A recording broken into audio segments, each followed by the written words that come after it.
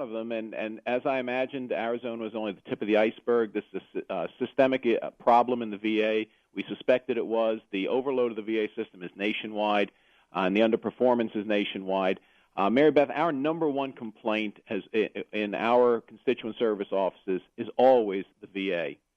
Whether it's the health system or the pension system or disability system, it's always the VA. So I'm not surprised that this is a systemic problem in the VA and that it reached into the Baltimore VA also. Well, what good does it do to get rid of this 14-day guideline?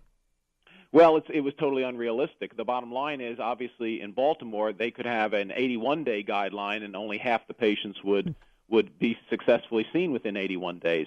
So it was completely unrealistic. The bottom line is they have to figure out a way to allow our highest priority veterans to just opt out of the VA system, get their care elsewhere. There's no reason that our returning veterans with high percentage service-related disabilities should be waiting months, even for their initial visit.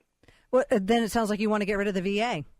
No, the VA is there, but our highest priority veterans, I think we ought to give them the choice. How do you determine who that is? Oh, the VA does already. The VA categorizes every veteran applying to the health system, gives them a 1 through 8 priority category, and some of those are even subdivided.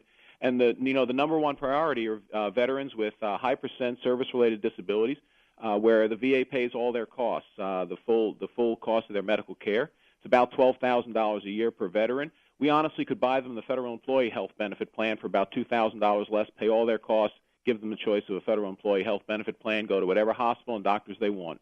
So would this be like the number one and the number two?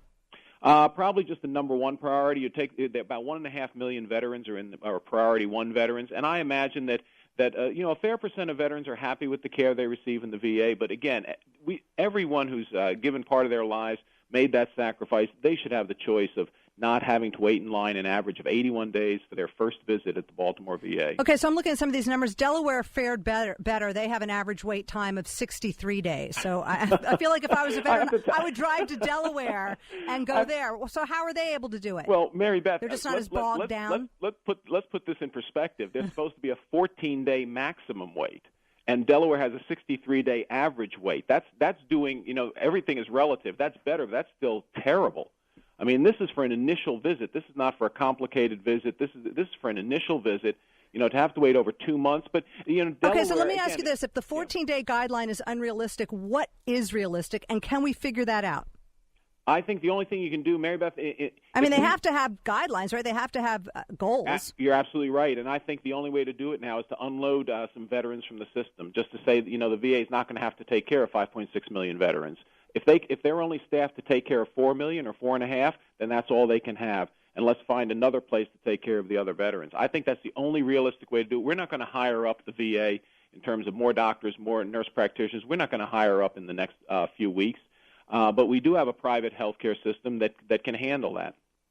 Maryland Congressman Andy Harris, thank you so much for joining us and talking about this topic. And I have a feeling we'll speak